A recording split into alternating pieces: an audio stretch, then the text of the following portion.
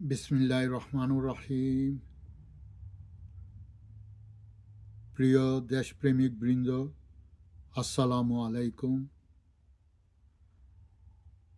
প্রবাসীদের দেশপ্রেম এবং সীমাবদ্ধতা।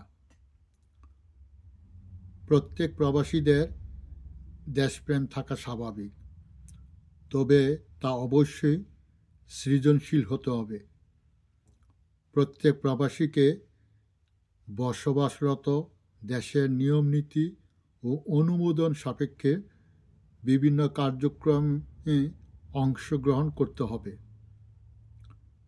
প্রবাসীকে কোনো নির্দিষ্ট দলের প্রচার প্রসার, সভা, সেমিনার ইত্যাদিতে অংশগ্রহণ থেকে বিরত থাকতে হবে। কোনো অজুহাতেই দেশীয় কোনো রাজনৈতিক দলের কর্মী হতে পারবেন না। বাংলাদেশের বিদেশে কনসুলার, হাইকমিশন, দূতাবাসে কর্মরত সকলকে দলভিত্তিক রাজনীতি থেকে বিরত থাকতে হবে। বাংলাদেশি প্রবাসীরা যারা কর্মরত আছেন তাদেরকে সুবিধামতো একটি অঙ্গীকারনামায় স্বাক্ষর করতে হবে।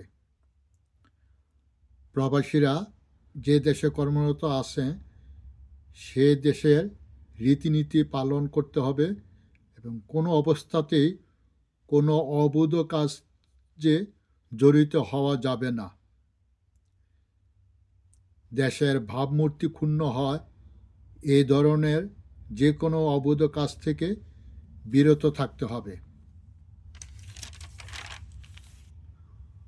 প্রবাসীরা কোনো একটি স্টেটে শুধুমাত্র একটি সংগঠনের মাধ্যমে সামাজিক বিনোদন, জাতীয় দিবস, পিকনিক, সংবর্ধনা ইত্যাদি আয়োজন করবেন।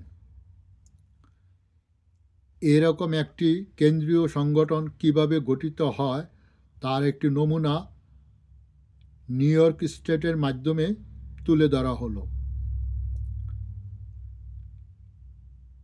এখানে উল্লেখ্য যে এক একটি কাউন্ট্রিতে যদি 6টি সিটি থাকে তবে প্রতিটি সিটিতে বাংলাদেশি বসবাসরতদের নিয়ে 9-10 জনের একটি সাব কমিটি তৈরি করবেন। পরবর্তীতে এই সাব কমিটির প্রেসিডেন্ট ও সেক্রেটারি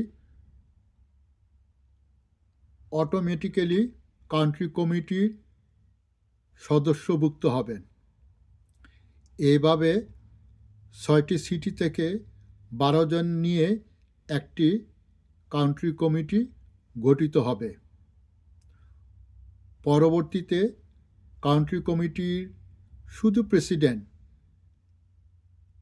নিউ ইয়র্ক স্টেটস এর মূল কমিটির সদস্য হিসাবে অন্তর্ভুক্ত হবেন।